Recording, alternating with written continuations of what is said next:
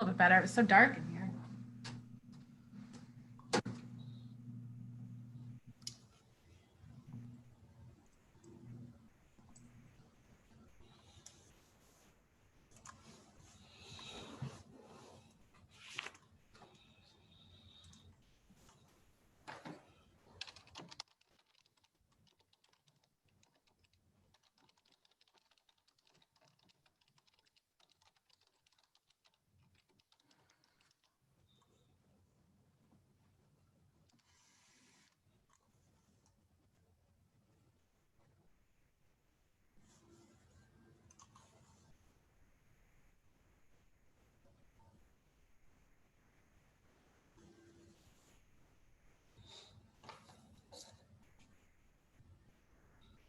Kelly, I think we're waiting just for a few more minutes and then we can start. Yep, a few more seconds here.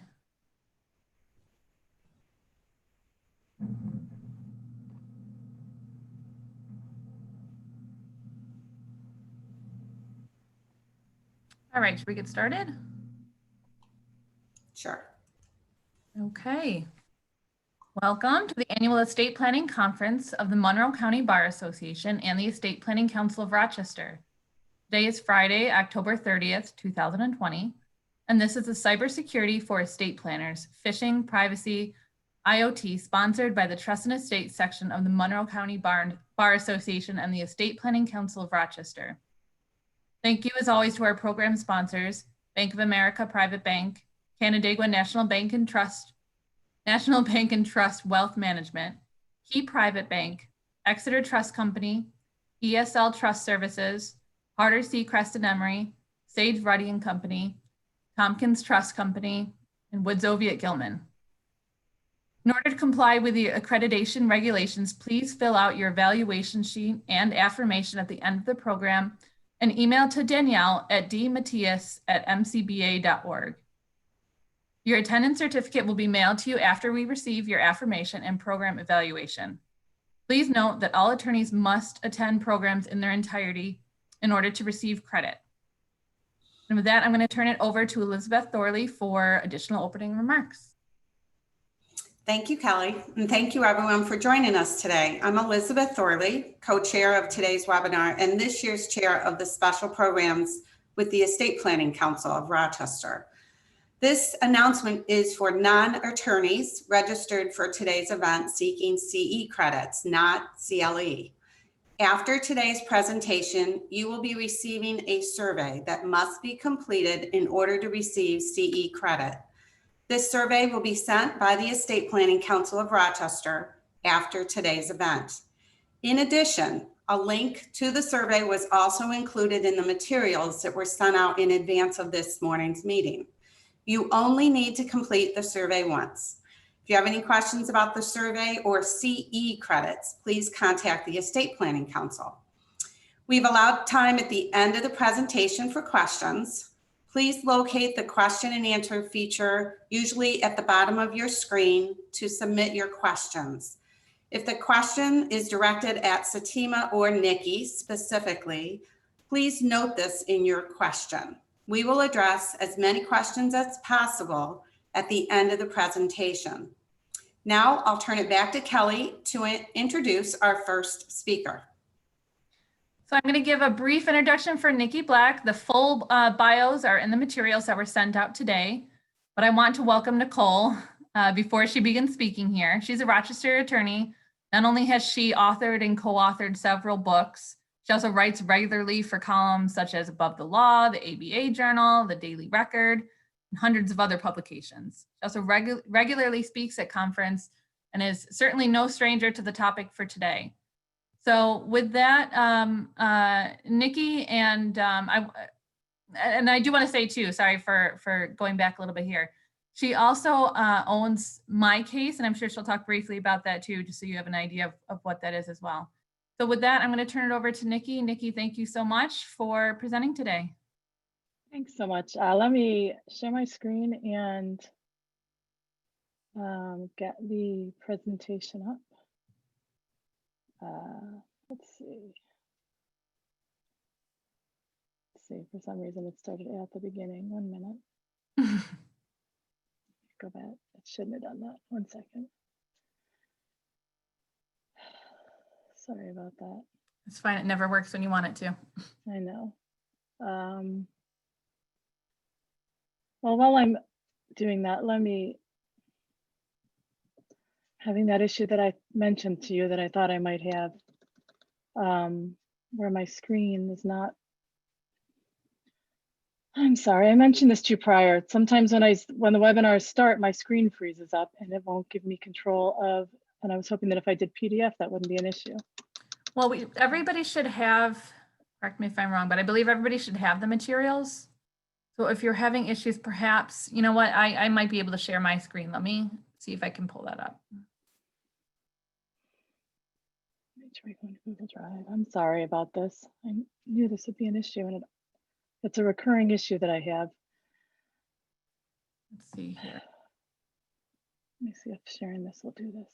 Present.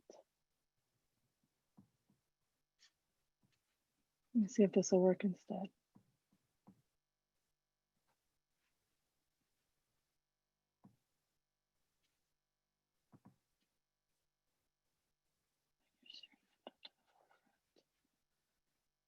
Okay.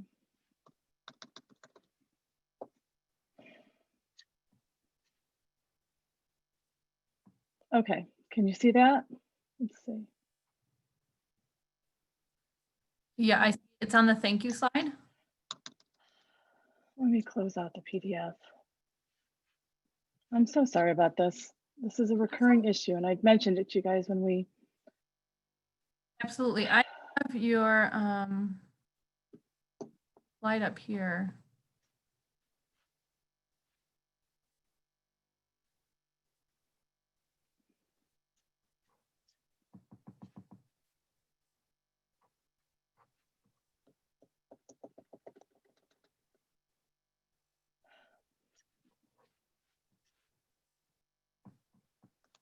Nikki, do you want to get started based off of what you can see?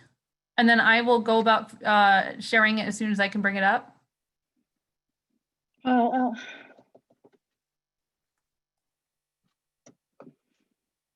sure. Well, let me just start by introducing myself. My name is Nicole Black, and I am the legal technology evangelist with MyCase. MyCase provides law practice management software for lawyers. And what that means is that we provide all of the software and tools that lawyers need to run the back end of their practices through the cloud remotely from any location. And you might be wondering what legal technology evangelist means. What that means is that I've been with MyCase since 2012. And prior to that, I wrote my book, Cloud Computing for Lawyers. I was hired in 2012 by MyCase, and what I do is I educate lawyers about the intersection of law and technology. I speak at conferences and I write regular legal tech columns, and then internally I advise on lawyers and technologists. And what I was going to talk to you about today was cybersecurity, phishing, privacy, and IoT. And I plan to provide a broad overview initially of just the issues that we're dealing with now, and then do a bit of a deep dive into some of the cybersecurity issues that lawyers and business people face, generally speaking, and then also provide a little bit of the ethics as they relate to lawyers, but a lot of the ethics opinions on using technology and cybersecurity the concepts are generally applicable to people who deal with confidential information in general. So I'll talk about those as they relate to lawyers, but understand that they can also apply generally speaking to non-lawyers as well. And then I'm going to provide some general cybersecurity tips, both in terms of phishing and also some ways to help prepare your staff. But a lot of what I'm going to provide is more going to be what you can do on an individual basis to protect yourself and your firm. And let's see. With that being said, let's see, let's get rid of that. 1 second, I think I may. Now let me try screen sharing one more time here. I think I might have this okay. Let's see. Let's see how this goes. Can you see the screen now? Mm-hmm. And let me present and see what happens here. Okay, I just had to close out the PDF. It took me a few minutes. All right, so, and All right. instead I'm presenting from Google Slides. So with that being said, let's start with a landscape of cybersecurity. And my hope here is that in my experience, sometimes Google Slides will freeze up, but I can at least I can fix that pretty easily. So let's start with a landscape of cybersecurity, generally speaking here. Let's talk about the risks that cybersecurity, the risks that businesses face on a regular basis. 73% of breaches are perpetuated by outsiders and 20% are internal actors, meaning 73% are this concept of someone from the outside accessing your system somehow. And 20% are internal actors. And I think that sometimes surprises people because the idea of breach is that there's a stranger trying to get into your system, but almost a third of the time, it's someone internally who is can be problematic. So 50% of breaches are carried out by organized crime groups, and 12% have been involved as nation state or state affiliate actors. And 27% are caused by unpatched vulnerabilities. And this is what most lawyers and small businesses encounter, is these unpatched vulnerabilities. And I'm going to talk about this a little bit more thoroughly later in terms of how to protect yourself. But this concept is this idea that you haven't updated your browser, you haven't updated other types of software. This is why you're always supposed to update your phones when the updates come through, or your operating software. Because if you don't, a lot of the updates that you're when you're prompted to update, a lot of those updates are actually security gaps that have been identified, and they're filling those loopholes and those gaps. And if you don't update, then you have all of these sort of back doors open into your law firm system. So it's really important to update your software. Now let's talk about data breaches generally speaking. I like to use this language from ABA's Formal Opinion 483, just because it provides a good overview of the threats that lawyers and other small businesses face right now. And it's and also this idea that you have a professional obligation to ensure that you're taking steps to protect your firm and that you have processes in place should there be a breach, and that you have an understanding of what steps you're going to take to mitigate that breach, and then to contact customers to let them know, and how you decide which customers or clients you need to contact under both your ethical and professional responsibilities. And law firms and other businesses that handle highly sensitive information are often invites for attackers and hackers, because they house this information, and oftentimes they're not taking proper security measures, and there are a lot of loopholes available to get into their systems.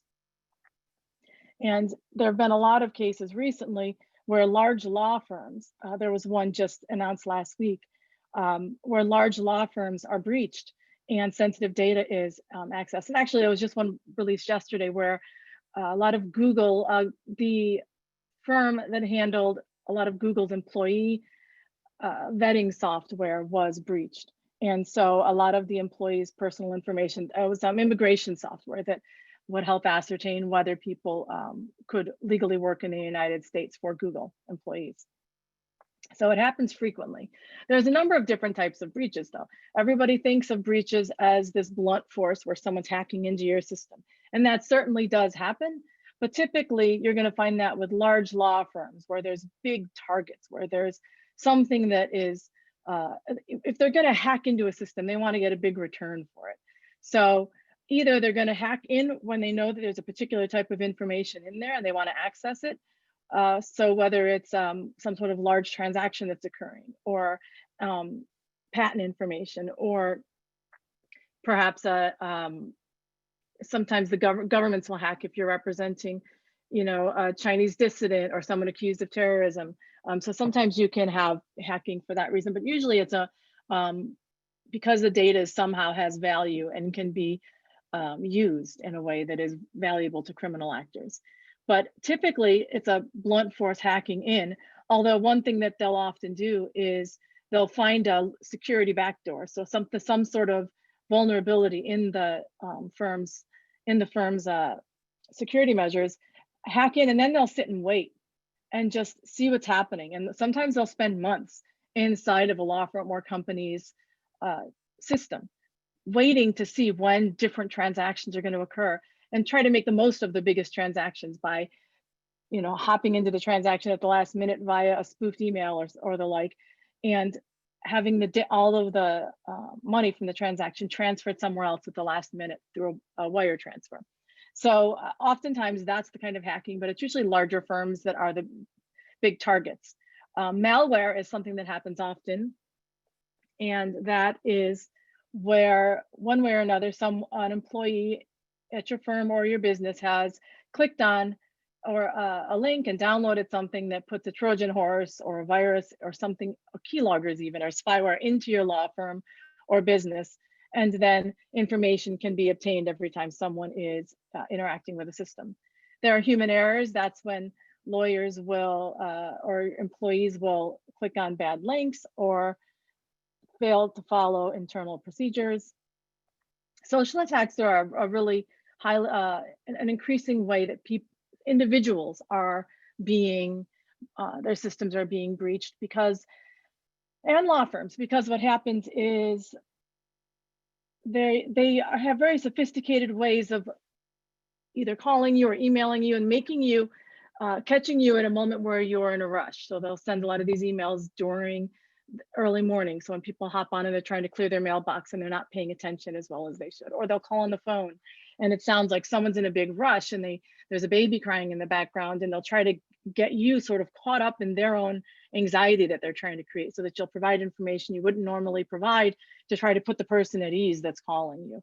But oftentimes what you'll see with that lawyers will encounter, and also in real estate transactions in general, is that email spoofing.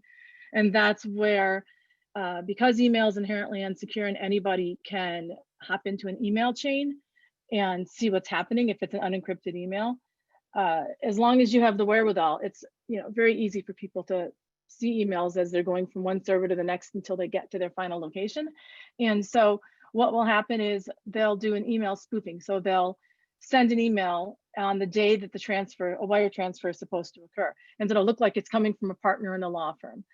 And it will be an email sent to an associate at a law firm, for example, telling them that the wire transfer information has changed, and instead of wiring it to this one account, wire it to another one. And millions of dollars have been lost, especially when firms were less sophisticated about this type of email spoofing.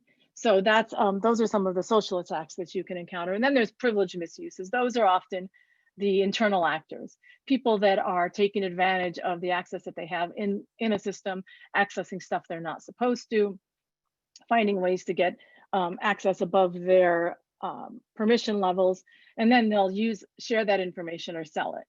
And so oftentimes those are internal actors. And then there's physical attacks, the Internet of Things, which I'm going to touch on very quickly at the tail end of my presentation.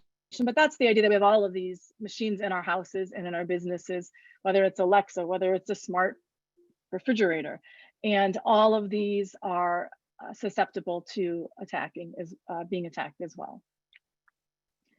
In terms of cybersecurity litigation, there have been a lot of different legislative enactments that create a cybersecurity rules and breach notification rules. The GDPR was what became effective in May, and that was over in Europe. And what that did was, that's why you were seeing in 2018 all those policy pop-ups on your computer where you would have to accept cookies, and you still get those. And that was because of GDPR. Anybody who does business in the European Union has to comply with that. And other examples are the California Consumer Privacy Act, and then the New York Shield Act. Since we're in New York, just to go into the New York Shield Act a little bit more in depth, since that's applicable to everyone here. Employers in possession of New York residents' private information have to develop, implement, maintain reasonable safeguards to protect that information. Businesses are deemed to be in compliance if they've implemented a data security program that incorporates the requirements of the Act. It amends New York's existing breach notification laws. And it applies typically to businesses that are larger. I believe it's 50 or more employees. And there are, you have to look at the act to get the different designations. The SHIELD Act is in and of itself a CLE, and I've seen CLEs addressing just the SHIELD Act. So, but other notable requirements are designating employees to coordinate the data security program. You have to train and manage employees regarding security program practices and procedures, assess internal and external risks and implement controls to reduce them, vet service providers and require them to safeguard private information and securely destroy private information within a reasonable amount of time when it's no longer needed for business purposes. Some of the ones I really want to highlight are training and managing employees, and I'm going to talk about that a little bit later in my talk, and vetting service providers. So one thing that's happening now that everybody is working remotely as a result of COVID is a lot of people are using cloud computing a lot more often. The reason they're using cloud computing tools is because the remote access tools that everybody had been told were going to work really well don't work as well as they thought they would in a situation like this where you have to have prolonged access to your firm's systems. With cloud computing, that's when all of your software is stored on computers owned by somebody else and maintained on servers owned and maintained by someone else. And you just have to log into your computer to access the data and oftentimes the software. So like law practice management software, for example, is software that runs in the cloud. And when you do that, you have to vet the service providers, meaning you have to understand how the company that is going to store your confidential information is going to handle that information. And you need to understand how and when they have access to that and under what circumstances, whether it's encrypted and is it encrypted while it's moving through across the internet and when it's at rest. It's important to have both. You need to understand whether there's multiple servers that share the information frequently, so that if a server in California, for example, is destroyed because of an earthquake, the server in New York State is still current and has all of your firm's information. So even if the one server goes out, the other server has been receiving all the information as well, and therefore you're still going to have access to your information. So it's important to understand that, and also to read the SLA, the service agreement with the provider, and understand all of how they are going to protect the confidentiality of your information. And I would just highlight the importance of reading those agreements. And I always like to tell a story about my older daughter, who's now a freshman at the U of R, but when she was about 8, this sort of highlights the importance of understanding and what you're reading. She was playing soccer, and I use the term playing loosely because she really was just running around on the field. And at one point she was in the goal, and she was supposed to be goalie. And she ran up to me a little bit later and she said, Mommy, it's so funny, there's a sticker on the pole by the goal, and it says, don't climb on the goal because serious death or injury can occur. And she said, Mom, that's so funny. That doesn't make any sense. And if you think about that, I'll just let you think, serious death or injury can occur. I walked over and I looked at the pole, and sure enough, that's exactly what it said. So they apparently did not have very good copy editors. But that being said, I was really proud of my kid for taking the time to read this liability notice and actually noticing that it didn't make sense. And that's just an example of how you really do need to carefully vet service providers and read those agreements and understand what they say, because they're going to control a lot of your relationship with that provider. And so this sort of leads into professional responsibility issues, because vetting the service provider when you use the cloud is one of the primary requirements by the New York State Bar and the ethics opinions they've handed down, and other bars that have handed down opinions on cloud computing security. And they all require you to exercise reasonable care when you use cloud computing in your practice. They've all given it the green light, all the states that have addressed it, which is now more than 30. New York has, in multiple different opinions, said that it's okay for lawyers to use the cloud. And what you have to do, you don't have to have absolute security. There's no such thing as absolute security, no matter what type of IT setup you have. Absolute security is an impossibility. You have to exercise reasonable care and take steps to ensure that the data is reasonably secure. And you have to be able to show that you understand you understand your obligations, and that you have a basic understanding of the software you're using, or that you have hired someone who does. So that's the duty of technology competence that I am referring to here. And this duty of technology competence is something that more than I think at this point, 38 states have now adopted this duty of technology competence that was including New York State. And this was initially established by the ABA and when they amended Model Rule 1.1, the comments to it in 2012. And they added this to your duty of competence generally as an attorney. And they said that as part of maintaining requisite knowledge and skill, you have to stay abreast of changes in the law and its practice, which includes the benefits and risks of using technology. And you have to continue an engaging study and education to comply, which is why you have to get CLE credits for your practice areas, or just generally speaking.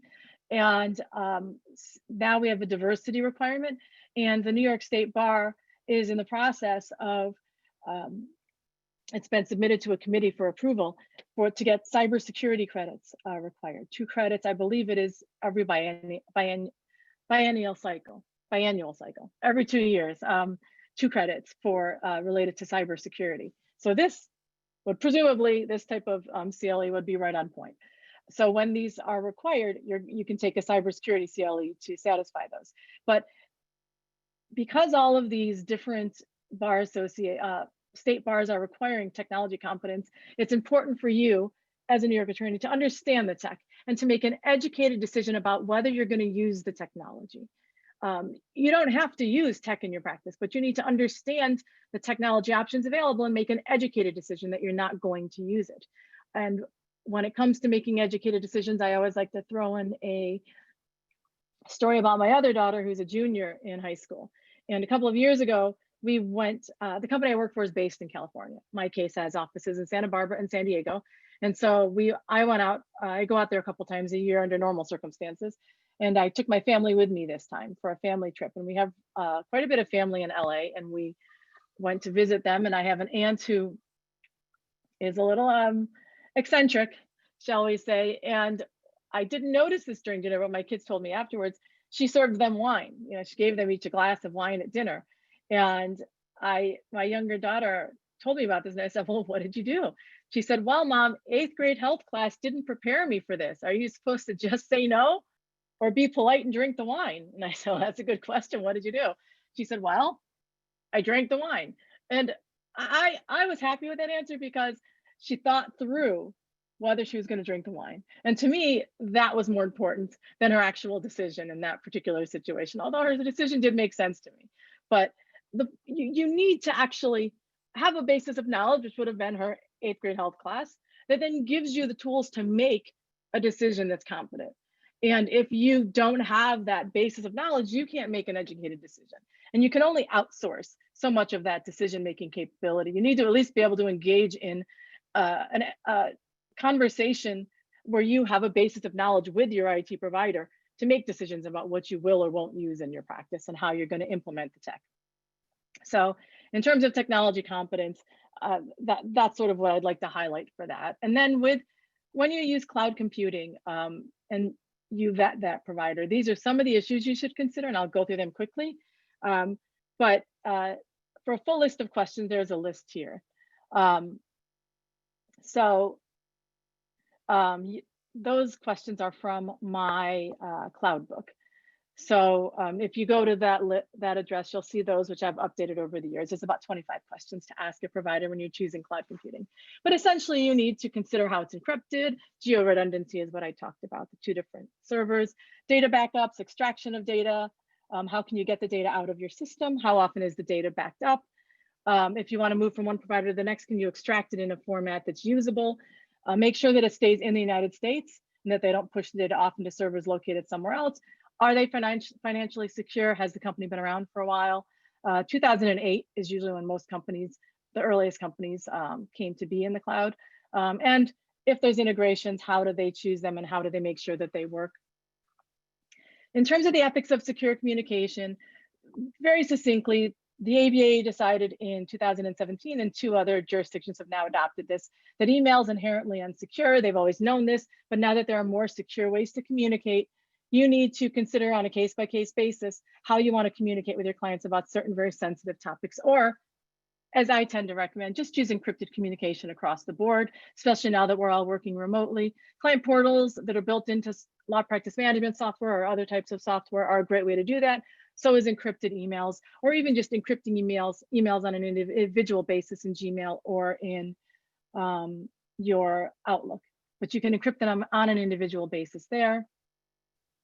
And if you have data breaches, the ABA issued Formal Opinion 483. I'm a little behind here because I had a lot of those issues at the outset. So I'm going to have to go a little quickly through some of this. And I know the team is going to cover some of the ways that you need to choose ways to educate your employees about and train them. So I may skip over that section in a moment. But in terms of ABA Formal Opinion 483, they talked about, this was from 2 years ago, lawyers' obligations when there's a breach, and essentially monitor, mitigate, and investigate. You have to monitor for breaches in your firm. If there is a breach, you have to mitigate it as soon as it starts to happen. And after it happens, you have to investigate the breach. And you have to determine what happened, take steps to prevent it from happening, and then you have to notify current clients. And the ABA says former clients only if it is deemed that particularly confidential information was released. So you also have to comply with the breach notification requirements in New York State from the SHIELD Act. So those are your obligations when you do have a data breach. And the ABA opinion goes a little more in depth. And to protect yourself and your business, these are just some quick steps I would suggest. Use strong passwords and password managers like LastPass. They make it so you don't have to remember. They'll automatically fill the passwords in on any device. Dual factor authentication, that's where you get texted code that you have to input before you change your password and other types of things. Most software programs should offer that. Update your software regularly so that that backdoor is not open for people to get into your system. Understand and recognize suspicious emails. I'll talk about that quickly in a moment. Use virtual private networks when you're using public Wi-Fi or otherwise, if you're not using a Wi-Fi network that you're confident is secure or that is your own home or work Wi-Fi. And there's programs that provide you with VPN. Some of them are browser extensions. There's also ones you can download. Secure your mobile devices and home Wi-Fi networks. Make sure that they're password protected. And I would suggest using cloud computing once you vet the provider, because they have the resources to more thoroughly secure your data than most law firms and small businesses can do on their own. And they're in the business of providing secure services. So they have an incentive to provide that. Have a policy and procedures in your office in terms of what everybody has to do, and train your professional and support staff on those procedures when it comes to recognizing phishing emails and when it comes to updating their software and not using public Wi-Fi and taking their laptops and their mobile devices elsewhere and how to use them securely and safely. And then just very quickly, some of the most common brands mentioned in phishing attacks. I'll just let you look at this quickly, but it helps to understand the brands that I mentioned so that when you get emails from these different providers, you and your employees, you stop and think for a second. Does this look legit? Hover over the email address. Is it actually a legitimate email address? Oftentimes they're going to look strange because they're not actually legitimate addresses. And this is a phishing email example that is it looks good, it looks great. It's very convincing, but it is actually not sent from American Express, and you shouldn't click on that link. And oftentimes the better practice is don't click on the links in the emails if you get something like this. Sign into your account or call and find out if there's actually an issue rather than going through the links that are in emails like this. Even if they sound scary and you think that you've been breached or that your data has been, or that you made a payment you didn't think that you made, or that they tell you your password needs to be changed, always go to the site or call. And don't use the number in the email either. You want to use the number that's published online. Develop a phishing response plan with your employees. Use the right tools, educate and train employees, instruct them on how to take action. Make sure they validate emails by hovering over the email, and develop a gateway and a wall. And IT providers can help you with this. And that's why you often want to hire them. Check to make sure that the company's URL is valid. Understand that they're not going to send you these unsolicited, suspicious emails. Make sure there's no grammatical errors. And they're also not going to ask for sensitive information through email. With the Internet of Things, this is the very last topic and then I'm done. By 2020, there's going to be 50 billion Internet of IoT devices. These are smart home devices, smart toys, smart cars. They have data in terms of the layout of your house, your work and schedule habits, your interest in buying habits. And oftentimes the data that you receive is sent to third parties other than the manufacturer, the data that these devices take in. And there's really 4 areas of impact: privacy concerns, security concerns, and investigation, and criminal matters, and personal injury, and other types of litigation. So there's a lot of privacy concerns: what data they're collecting, who's it getting shared with. Security concerns: if there are security gaps in the software and it hasn't been updated, it's so easy for them to hack into these devices, bad actors, and get all sorts of information that's about you that's private. And investigation and criminal matters, they're always being subpoenaed. You'll see cases all the time now where Alexa's being subpoenaed. And so it collects very personal information, and then it can be used in investigations. So you need to be aware of that when you use these devices in your home. And finally, it's being used in personal injury and other types of civil litigation as well. They're taking these devices from the cars and the information that's obtained by these devices, and they're using them to establish what you were doing at the time that an accident occurred. So they're really impacting all aspects of our lives. And so you need to be aware of these things when you use them both at home and in your office. So with that, I apologize for rushing through the tail end there, but I got off to a late start and I didn't want to cut in too much to Satima's time. So thank you very much. And again, we can answer questions at the tail end of this. Thanks so much for listening. Thank you, Nikki. So I do have a CLE code that I want to read off. There's going to be 2 for this presentation. The first CLE code is 8770. So that's 8770. I will put that in the chat as well so that attendees can see that. Thank you. Thank you, Nicole. Again, great presentation. And also thank you for staying on track with our time schedule. As a reminder to all participants, please submit your questions in the Q&A feature on the webinar, and we will address them at the end of the session. Next, I would like to introduce our speaker, Satima Fowler, Vice President of Marketing of Iconic IT. She's the co-founder and partner and holds a bachelor's degree in electronic engineering and a master's degree from RIT in management and leadership. Prior to her current position, Satima was the co-CEO of Capstone IT, a managed services provider in Rochester that went on to merge with 4 other companies to form Iconic IT. This allows the company to provide national IT coverage for their clients. Satima's passion has been securing and improving small and medium organizations with proper technology solutions with an emphasis on customer service. She is a professional speaker on a wide variety of topics, including cybersecurity, sales and marketing, and business strategies.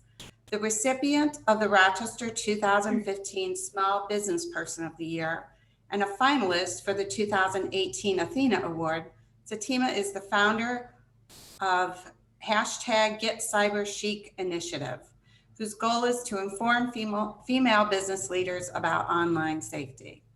Satima's secret passion is cooking, and she teaches a weekly class where she shares her recipes and shows her students the joys of preparing Indian dishes.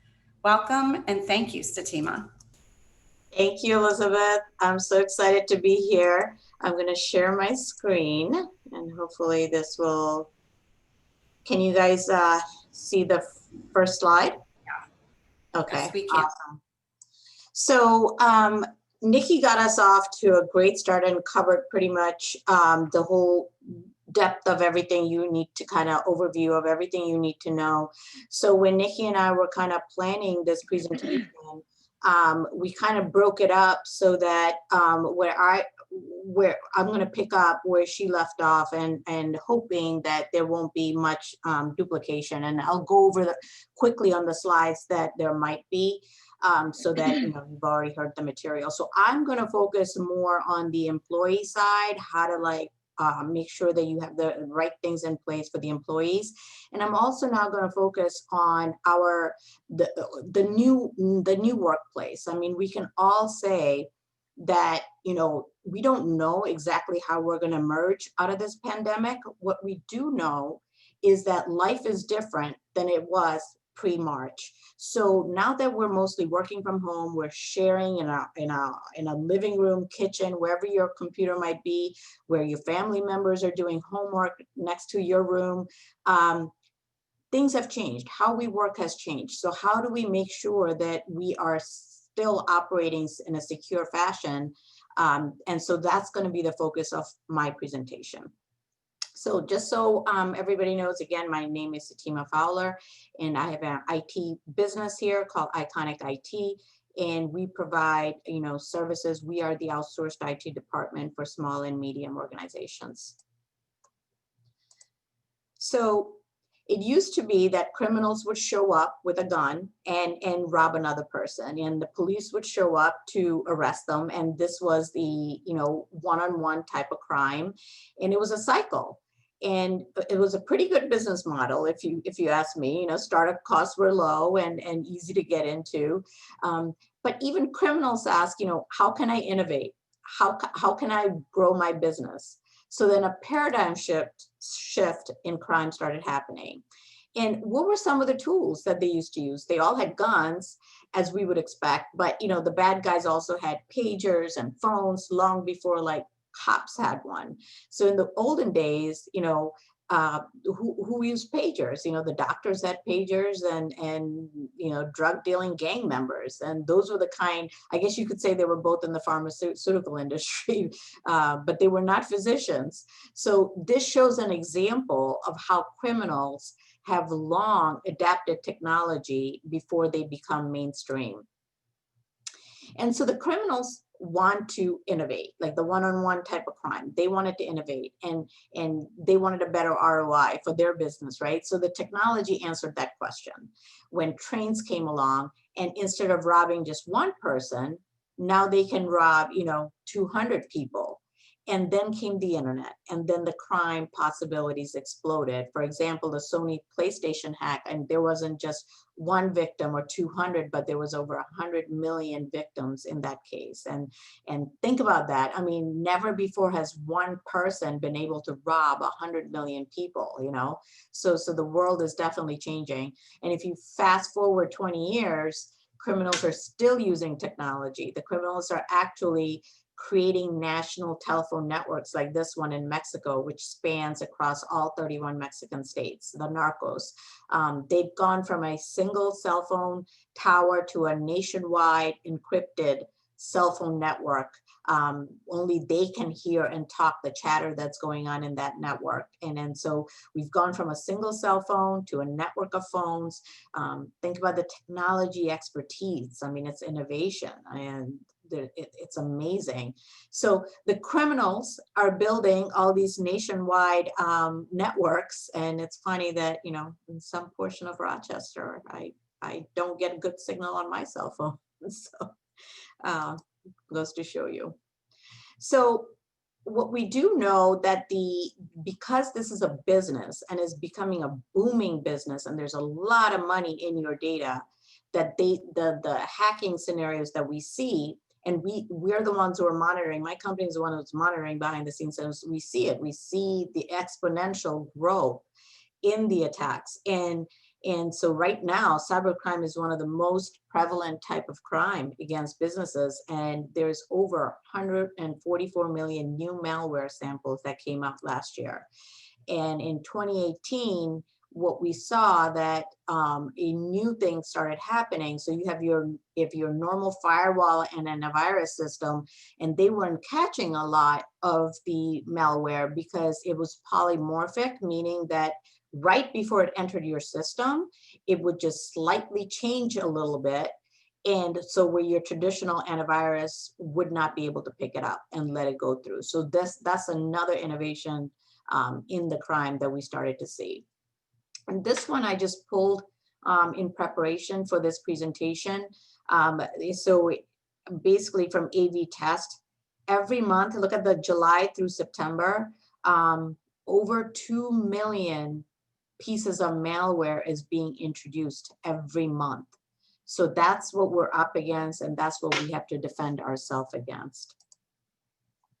So if you get nothing else from our Nikki and my talk today, You know, don't be a sitting duck to cyber criminals is what I want to tell you. You know, in our time together, you will know the latest threats and what you can do to protect yourself and your firm. You'll have specific examples you can take back and implement immediately. And, you know, over the last year, and especially the last 3 months, well, since the pandemic, we've seen a significant increase in the sophistication, the frequency, the severity of the cybercrime attacks, especially because people are working from home. And so that's why I'm going to dig into it a little bit. So before we get started on how not to be a sitting duck, let me just tell you a story. It's a personal story, but this is what motivates me to do this. So 5 years ago, my parents and I went to India. My parents and I came to this country as first-generation immigrants, but we have extended family in India, so we go to visit. So 5 years ago, we all went, my immediate family, my kids, my husband, and my parents and my brother. And we had a great time. And then my immediate family and I came back, and my parents were going to stay 2 more weeks, and they were going to do more vacationing, see parts of India they hadn't gone to. And the day after I got back, I got this dreaded call from my uncle saying my parents were on a tour bus, and their bus was hit, and they were in pretty bad shape. And long story short, I had to just get an emergency visa and go back to India to pretty much rescue them, because the makeshift hospital they were in was treating them and making them get worse and worse and worse. I mean, close to death pretty much. And so I had to go there, become the doctor, become the nurse, become the researcher, everything I could do to get them back. And when I called the embassy there to see if they could help me, they basically said, yes, there is we could medevac and bring your parents back. It's about an $800,000 thing that you have to pay for right now. And all I remember they asked me was, did you get travel insurance? And I remember when we booked all our tickets, there was this thing called, do you want to pay $100 for this travel insurance that would have paid for all of this? I didn't do it to save $100. And I didn't do my due diligence. I didn't read the fine print. And luckily, I mean, I basically had to write these humongous checks to the doctors, to the hospitals, and finally bring them home. And this is why I'm asking and doing this presentation, is that a little bit of precaution, a little bit of reading between, because we're all busy, right? But a little bit of taking the time to understand the threats and what you're up against, and doing that precaution, that $100 turned into way more in bringing my parents back. So I just urge you not to be a cyber sitting duck, and actually take some of the actions that Nikki and I are sharing with you. So at the end of the presentation, you feel free to go to that link that I have on the bottom, which is www.iconicit.com/cybersecurity-webinar. I have a couple of things that you can use for your company. We can, if you wanted to do a dark web scan and a consultation, I have that available. I also put together a report on 5 steps to better technology for remote workers. And we also created an infographic for you, especially during this coronavirus and people kind of using that to get people to click on things. I put together an infographic, and then an email hygiene that you can forward to all your employees in your firm on things that they shouldn't do and should do to avoid phishing. So I have those things available for you. So where are all this bad stuff coming from? There's lots of different ways. There is malware, there's ransomware, there is compromised stolen credential, phishing, brute force attack, where all they're doing is computers are sitting trying to break into your server. There's hacking, there's other, but the 2 that are most prevalent by far right now is compromised or stolen credentials. And you might guess why, because we're kind of starting to use the same passwords for everything. and then the phishing attacks that Nikki also talked about. So those are the two kind of areas, if you see, where the bad things are coming from. And so we're going to kind of narrow this presentation down to those areas. So as I talked about in the beginning of the presentation, we are in a new normal. We don't know exactly how we're going to all emerge out of the pandemic, but we do know it's not going to be the same. It is going to be different. And it's different because what we're finding is that employees have now gotten a taste from working from home, and it is fulfilling them. In a lot of ways, it is fulfilling them. They're liking the work they're doing from the home, the collaboration and all that, provided the company's giving them tools. But when you give people those tools, you got to make sure that they're also doing it in a very secure way. And that's what I'm going to focus on, is how do you still give people the tools so that they're productive, they're collaborating with each other, but they're doing it in a secure way.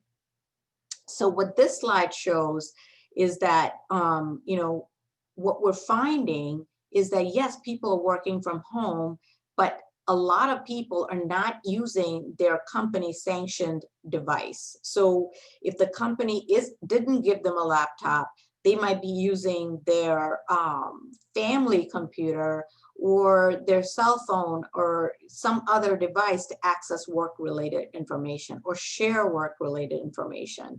And then we also know the average cost to investigate and contain a compromise from one of employees' devices. I mean, there's significant cost to that when there is a compromise. So the other thing that is the problem is that even if it's a work-related laptop or something the employee is using at home, what we're finding is that they're downloading a lot of apps that the company doesn't know about. So for example, I might say, you know what, if I download that little Zoom background, I found this site that has free Zoom backgrounds, I'm going to download so I can use that free Zoom background. But what they don't know, there could be malware behind it. They could be tracking my logging and all that. So what employees are doing from home is they're downloading a whole bunch of applications onto their computer, and the company, the IT, does not know about it. It's not sanctioned by the company. So these are some of the things we're noticing. And of course, the surge in remote work, like, you know, it was already happening prior to the pandemic, like in November, 20 million daily remote workers. In March, it went to 32 million, so it's increasing. But then after, you know, the pandemic hit, you know, there's no denial, it has more than doubled. And when there's a survey that was done by Microsoft, and we did one at Iconic IT recently, and that corroborates with this data, is that even post-pandemic, 82% of managers are saying of SMB businesses that they're probably going to continue allowing in some fashion remote working. Like, remote working is here to stay. So this is not a, you know, this is all going to go away after the pandemic. This kind of discussion needs to stay. So the challenges of quickly adapting to remote work. So because, you know, we all had to, like, when the pandemic hit, we had to all pick up all our laptops and start working from home, right?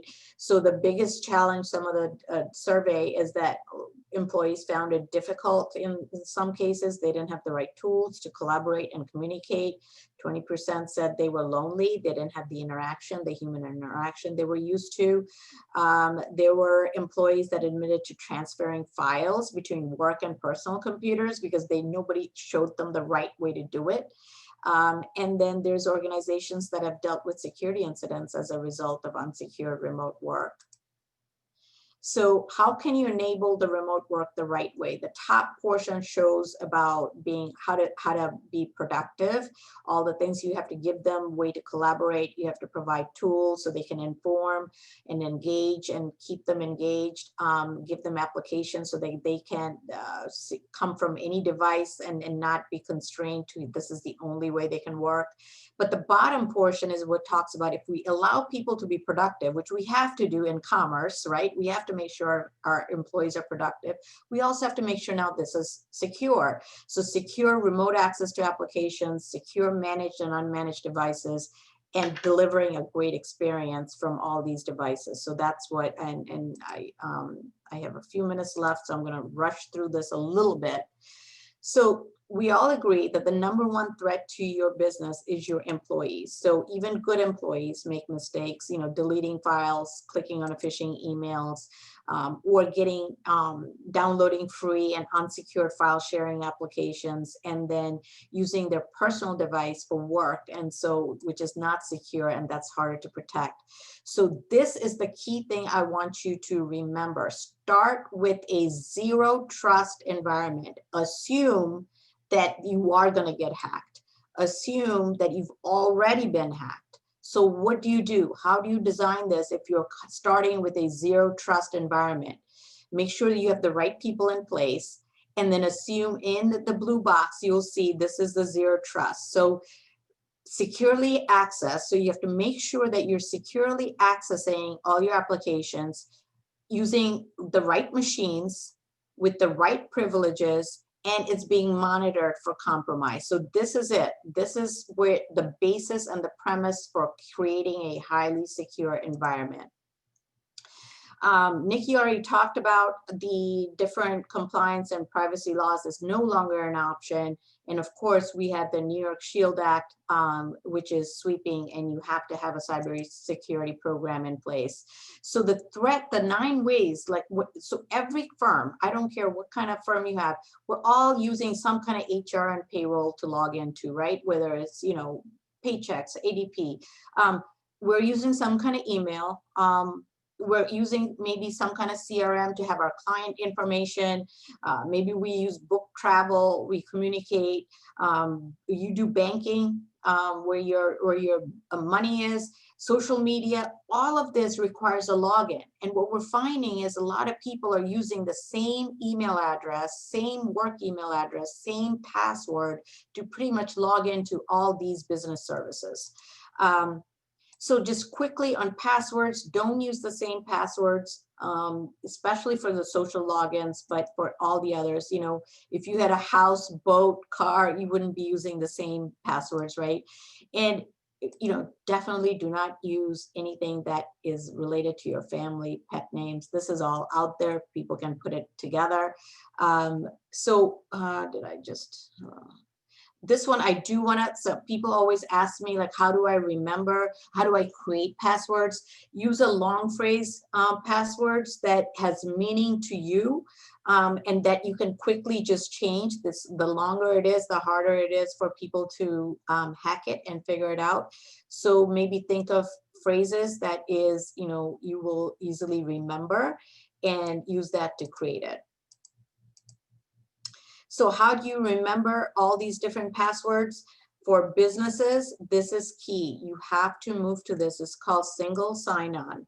So in a single sign-on situation, it is an authentication method that enables users to securely authenticate multiple applications and websites by using one set of credentials.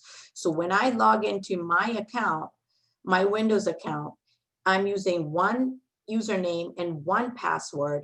And because my company has set me up with single sign-on, I am able to get to my email. I'm able to get to all of my business applications that I need to access to, and I don't have to remember all those passwords because the work has been done behind the scenes, and your IT provider can help you with this, the single sign-on. So you only have to log in once, and the technology is behind the scenes to help you with all this. And then some kind of multi-factor authentication to authenticate who you are. So I still have to get a code on my cell phone that I have to put in to verify that I am who I say I am. So there's more into that, but due to time, I'm going to quickly move through and finish up my presentation. So phishing attacks, they're surging, especially about COVID. So look for general things. I also have that infographic at the end. You can go to my website. All these infographics I've given you on what to do and what not to do. I'm just going to quickly move through it. Just good email hygiene. Watch for overly generic content and greetings. Examine their email address. If it's somebody you don't know, it's probably a phishing one. Look for urgency, if they're saying do it now kind of thing. check all links, hover over it, and you'll see the complete link. Notice any misspellings, grammar, check for secure websites. Make sure it has HTTPS at the end, and don't click on any attachments right away. Look at it carefully. For employee training, I don't have time. I was going to go through it a little bit, but make sure it's continuous because people forget. Don't just do training once and think that you're covered. Do continuous weekly type of training. Do simulated phishing where you're sending your employees a fake email, and your IT provider can coordinate this with you, or your IT department. Make sure that you are doing those, and security policies. Hey, Satima, we do have a little bit of time because we're going to 10. So if you want to go into a little bit of detail, we'll leave maybe 10, 15 minutes at the end for questions. Okay, perfect. Thank you, Kelly. I appreciate it. No I thought you problem. were coming on to say, okay. I figured. That's why I spoke up quickly. Yeah. Thank you. Okay. All right, so let's dig right into what you could be doing with your employees. So the step one is continuous education. People need to know what to do and what not to do, and human brains work in continuous basis. So do some like once a week type of one tip kind of thing to like keep them engaged. You can use multimedia videos, like what, people retain information in multiple media. Make it interesting. You can deliver it, right now it's obviously going to be all online, and then test them. And then what are some topics, what is personally identifiable information? Teach people about that. How to protect credit card and customer information. That could be a topic. How to spot phishing scams, how to avoid phone scams. So these are some of the topics that I have shown here. Oh, by the way, a lot of malware is out there that can turn your camera on. And I just put this slide in because literally, like, a lot of people have their computers in their homes and in their bedrooms. So when you're not on a Zoom call, put a sticky note or some kind of cover on it to just turn that, so that if you do have malware that turns on the camera, it can turn it off. The next thing I talked about is do the simulated phishing, where you're sending your employees, everybody in the firm, an email that is malicious, but it's being done in a controlled manner. And so if somebody does click on it, there should be some kind of remediation video that comes on and teaches them of what they did wrong. Next thing is the dark web monitoring, because people's credentials are getting compromised. And no, it could be that you're being safe, but let's say you use LinkedIn and LinkedIn gets hacked. So now your credentials that were on LinkedIn, your username and password is now out on the dark web. And so that's why it's some kind of dark web monitoring service, like our clients have this service we provide for them, where anytime your email and username is ending up in the dark web, they're getting a report so that they can quickly change it. And so just for people who may not know what a dark web, I will quickly cover it. Think of it as a giant, think of the internet as a giant iceberg. And the top portion that is above, that we see above the ocean, is pretty much what you see and use on the internet. We love this internet. We Google, this is where we're finding everything. The big portion of the internet is what you don't see, which is called the deep web. This is like maybe your company has an intranet. This is all the government internet. So this is company within the company, non-public related work is going on. And then at the very bottom is the dark web. This is where a lot of illegal malicious activity is happening. And so the dark web is it's not something that most people can access easily. But they can access it, and they can access it anonymously. And this is where the criminal activity is ending up. And literally you can find websites in the dark web that if you wanted to go buy like stolen credit card numbers, you can, there's commerce going on where you can go and buy those and become a instant criminal. I mean, we all remember the Equifax hack. So, in this Equifax hack, 147 million people got hacked. But since that hack, we have found evidence of people using that data to take out new credit cards and take out loans in people's names. stole tax refunds by filing a return with their name, and highly targeted phishing scams that has happened due to the data that was in the Equifax hack. And then policies. You have to start with educating your employees on what they should and shouldn't do. Even if it's not if you don't understand how to create a policy, start with something very generic and you can always build from there. But you have to let your employees know what is acceptable and what is not. And then this is just something quickly. We find that when you kind of gamify the security training, then people are more, because we always hear, well, we have a security training program, but our employees are not serious about it. They're not doing it. They're busy. So we say gamify it a little bit, and a lot of security training programs, especially like the like good ones, the one we provide has a gaming where they get a dashboard. They see where they score. They see where they score in respect to other companies. They can get badges and prizes for keeping up to date and all that. So make sure that all your threat vectors and your employees are armed with being, what to do and what not to do. Zoom. So a lot of us are using Zoom.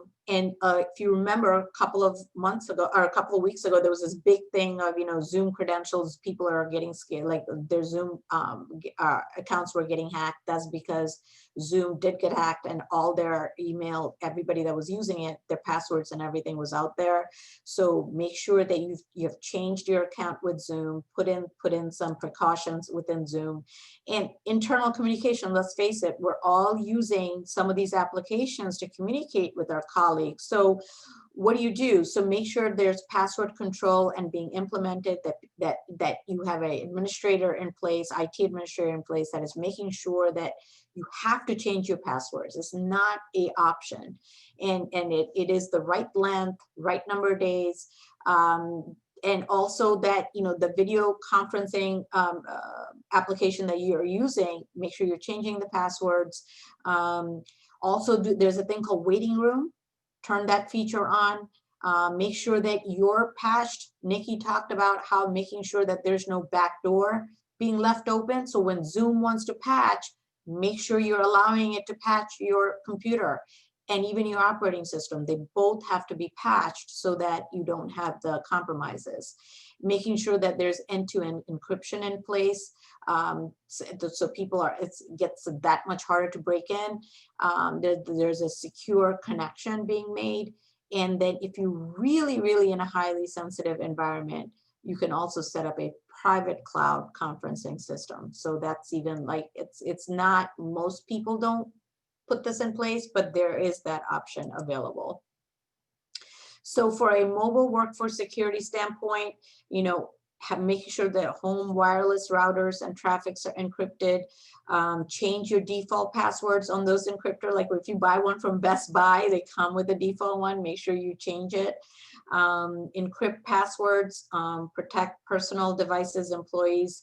Ensure that all your devices access your network are properly protected, like you're getting backed up, you're having antivirus in place. Encrypt all PHI before it is transmitted. Require employees to use VPN. That is a secure way of connecting if you are connecting remotely to your company's internet. And of course, if you're using the cloud, we can talk about a few things there too. So don't let, if you're working in a home situation where you have lots of family members around, don't let others kind of see your screen. If you're working from Starbucks, that's even more applicable. Don't print documents unless you are going to immediately secure. Don't leave it laying on the printers. Don't access critical business systems using a computer your family shares. Do use a secure connection. Don't throw away sensitive information in your trash can. Shred it if possible. Don't have business phone calls in a public setting where other people can hear. Don't fall, victim to email scams asking for information, and don't do log off. If you're going to walk away from your computer, doesn't matter if you're at home or wherever, log off, put a password on your screen, have a work from home policy. And this is where I really wanted to touch in my last minute or so. I want you to, this conversation needs to happen in every firm. So because we are entering a new way of working, you have to reimagine how we're going to work in the future. It's a journey. I don't expect you to like can everything you have today and go to this, but you have to take inventory of all the applications that you're using in your ecosystem, in your organization. Classify those applications of how they're being used and how to authorize the access. Like not everybody needs access to everybody. And then it needs to be a conversation about how to create an architecture, how to design an architecture so people are productive and they can get to everything they need to, but they're doing it in a secure access model. Like I said, you know, the future of how we're going to be working is hard to predict, but from a security standpoint, start with a zero trust security model, and then that will lead you in the right direction. Access controls, audit controls, those are key in starting this zero trust model. Who has access to what, and are they really who they say they are? It needs to start there. Have some kind of backup and disaster recovery in place, encryption, and then have the business associate agreement with all your vendors, so they are also telling you that they also have the right security in place. So we're big adopters of Microsoft and Office 365, and Microsoft will sign the BA with us and our clients saying that they are doing a highly secure, they are doing their best practice. And so do that with each of the vendors that you use. So again, the zero trust security posture starts with the user identity, authenticating, and then the device health, making sure that the PC you're using, the computer you're using has the latest patches. The health score of that is extremely important. And all this can be done behind the scenes by your IT. Validation of the application health. So your operating system, all the applications you're using, are they patched? And then making sure that only the person who needs access to that has access to that. So if not, your entire company does not need access to your entire payroll system, only maybe one or two people. So make sure those accesses are defined, and only those people that need to know the information has that information. I'm just going to quickly, and I'm going to end with this. So think about your house.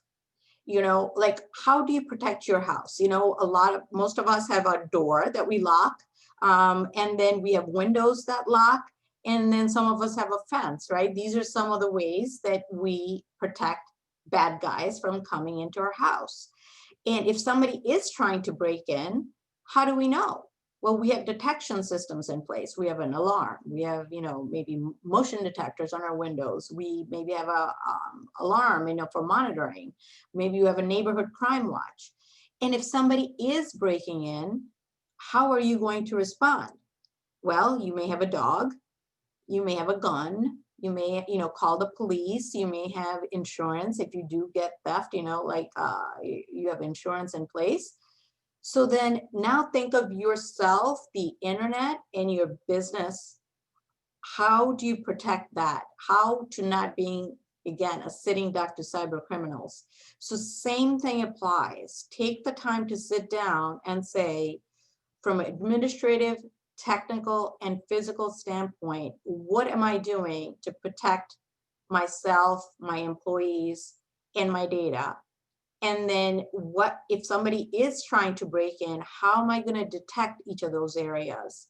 And if they are breaking in, how am I going to respond? And this should be planned out, not when something is happening. It should be planned out now when things are good. And this is kind of something that that is going to serve you very well. So that is the end of my prepared presentation. And again, I have those resources for you. Just put in iconicit.com/cybersecurity-webinar. Thank you for listening.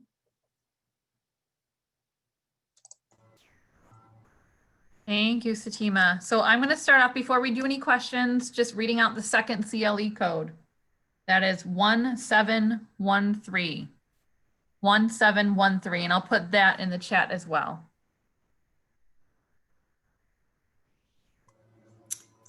So I actually have a question and addressed to both of you, and that is, do you have recommendation on password managers, especially for organizations?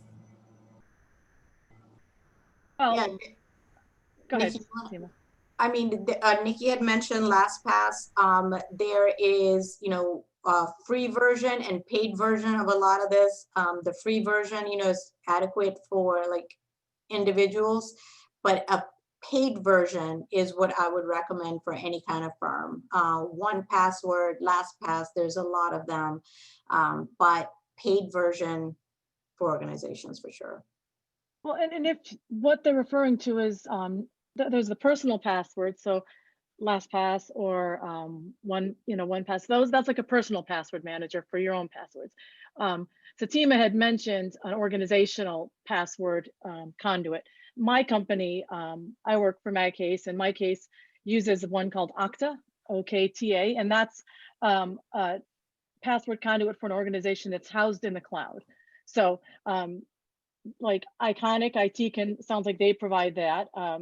There's also software tools that provide that. And what Okta does for, and we don't sell Okta, it's just a tool that my company uses because we have employees and we need to manage the passwords and the access of all the employees to all of our systems. So what Okta allows you to do is all of the business applications I use through my work, so email, Zoom, Salesforce, just a host of applications that we have to use. HR stuff, Bamboo, like if I want to request time off or find out what our days off are for the year, our holiday days. I log in through Okta, and Okta has a single password, and all those accounts are listed there, and I can just click on them rather than having to log into each one individually. So that's what she'd refer to, and that's one way to do it is Okta. Another way would be, your IT provider can provide that for you. Yeah, and you'll hear the term single sign-on more and more because people are having a hard time remembering all those passwords. So this is the response to that. So we don't want employees using the same password for everything. So how do we protect them?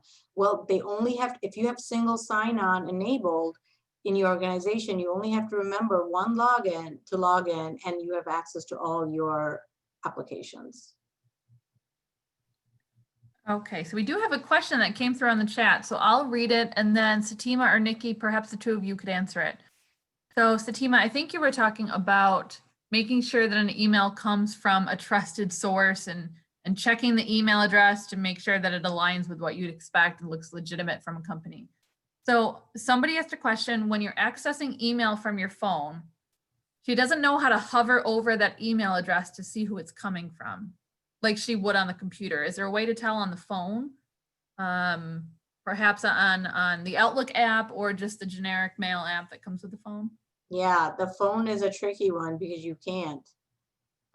So a lot of people, I would say that if it is somebody that you don't like recognize, don't reply back to that. Wait till you're on a computer, because you're right. You're limited to what you can see and not see on a phone. It does depend on I would suggest that it depends on the phone and the email tool that you're using. So. Oh, Nikki, I think you muted yourself. Oh, sorry. Okay.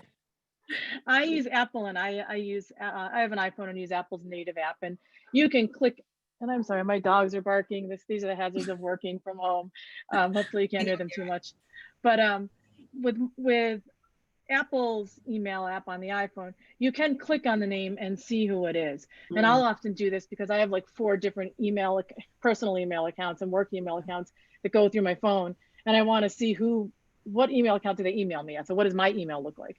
But sometimes you can also do that when you want to see what the sender's email is. So it's really, a lot of people probably do use Outlook, and that probably is the case with Outlook, that you can't tell on the phone. But it will depend on your email provider. Yeah. And even when you're on the online, different email providers have, some of them you hover over and the email address will pop up, others you have to click on to see the email address. But when in doubt, particularly if it's a phishing thing, definitely wait till you can, like Satima said, get home and look at it on your screen, on your computer rather than your phone. But also, if it appears to be from an organization, like I'd mentioned before, it's super important. If they're asking for a password change or credential issue, just go through your login on their website rather than clicking on anything in an email with any company that you do business with. Just don't click on things in emails, because normally if you log in, there's going to be a message on the website that says the exact same thing the email says if it's legitimate. So. And Nikki, I just learned this from you now, because I am on my iPhone, and you're right. If I just click on the person's name, I'm not replying back to them or anything. It's showing me the full email address. So thank you, Nikki, for that tip. I just learned something. My pleasure. Good.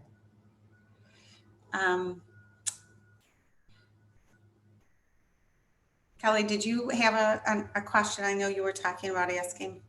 Yes. So I have two questions. I'm curious how protection would be increased using a virtual desktop. So let's say I have malware that was unknowingly downloaded onto my laptop at home. If I'm conducting work on a virtual desktop, do I have to worry about that malware potentially seeing what I'm doing in that virtual atmosphere? You definitely have less risk from a virtual environment. So if you're using like a regular computer versus, well, let me ask you, when you say virtual, are you meaning like a shell of a computer that doesn't have anything and all it's being used for is access, or is it still using a regular laptop? A regular laptop. I see what you're saying. Yeah. So it's a situation where you have a laptop or a computer at home that you use regularly for your personal business, and then you sign on to like a VPN for work. Yeah, so I think like making sure that that connection is secure, like you're saying, VPN, that is definitely secure. But what we're finding is that people are figuring out how to share or work on files outside of the VPN. So they may download it onto their desktop because they're thinking, okay, I'm in a VPN situation, but I want to work on this PowerPoint, and maybe my VPN is a little slow. So they're downloading everything on their regular desktop. And that's where the problem That defeats the purpose. Yeah. That's why the entire device has to be patched and kept secure, and really have to separate out home use from work use on those devices. Okay. I do have one more question. So how do we as attorneys properly vet these vendors? Do we have to just rely on our IT professionals? I mean, I certainly don't know what to look for, or quite frankly, the difference between malware and spyware and all of those. So how do we properly vet these entities? I can take that one, because that's so. I did provide a link. I went through that slide very quickly, though. I can put it up in the chat in a minute once I'm done speaking. But in my cloud computing book that was published in 2012, I had a list of 20 some odd questions that lawyers should ask cloud computing providers when they're choosing them. And I've since updated that list and added more, and that's the one that I'll put a link to. But essentially, anytime you are, I'm assuming you're talking about cloud computing providers or any software provider who's going to have access to your firm's data. So you need to cover a number of different things. You need to understand who's going to have access and under what circumstances. So when are their employees able to look at your law firm's information? And some of that's the permission stuff that Satima was referring to that you actually have set up internally within your firm. The company's going to have the same thing set up. So for example, in my case, where I work for my case, I don't have access to any of that information because I don't interact with the customers. I don't provide customer service. So I don't have access to the systems. I can't look and see the customer accounts. Customer service reps under most circumstances do not either, unless you say to them, I'm having a problem. Can you log in and look at the account? So you want to understand under what situations can people access it and how do they go about it? And so that's one thing you want to understand. You want to understand encryption. How is it encrypted? What levels of encryption?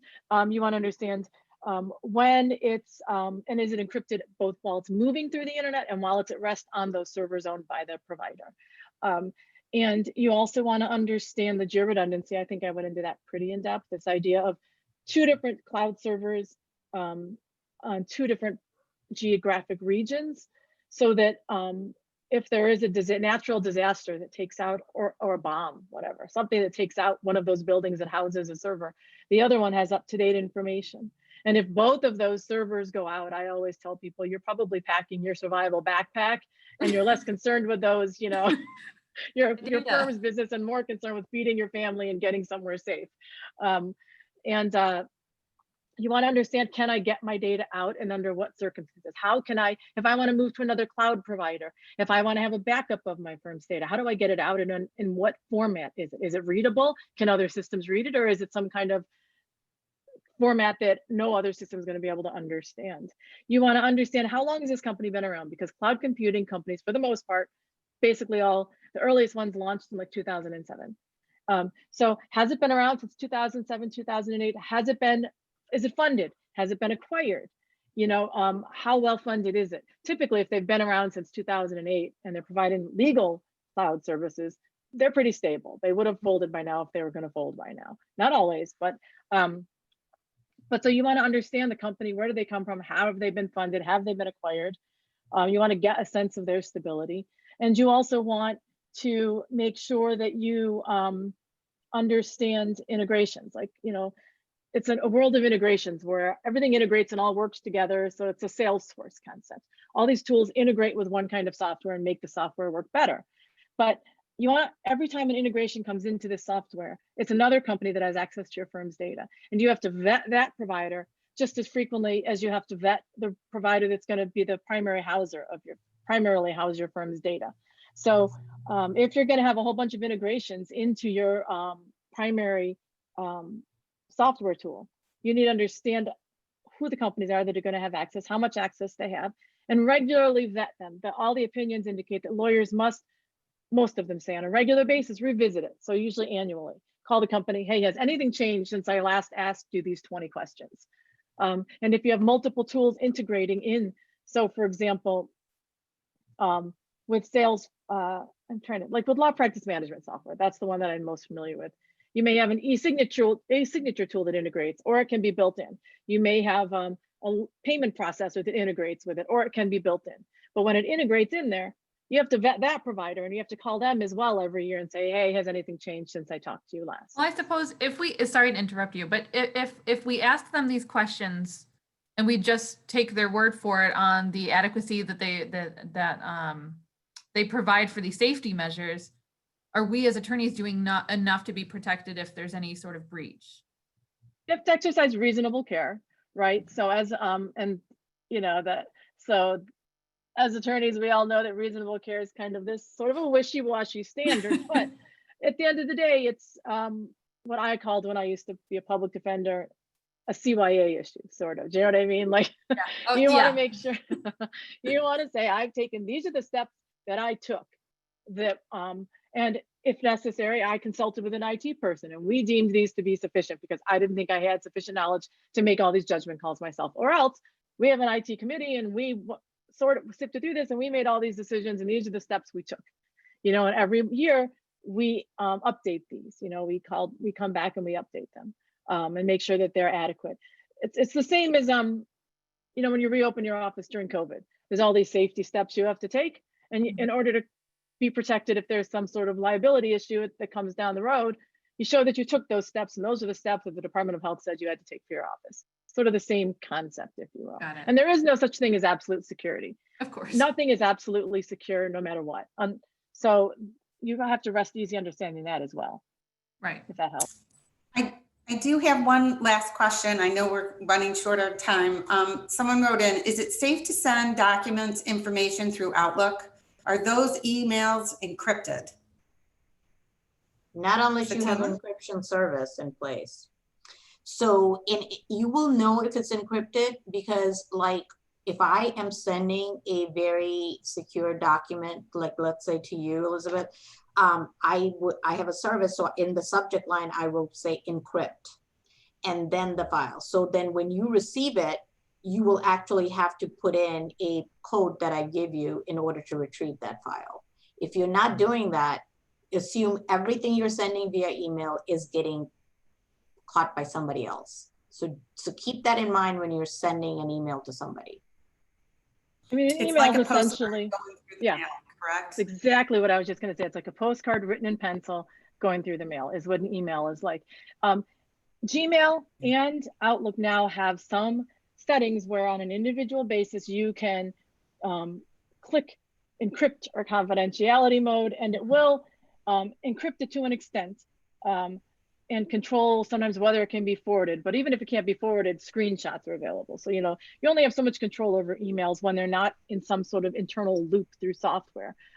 You can also encrypt documents in Microsoft Word that are attachments to an email. So those are going to be encrypted even if the email itself is not. So that's one option that lawyers can take.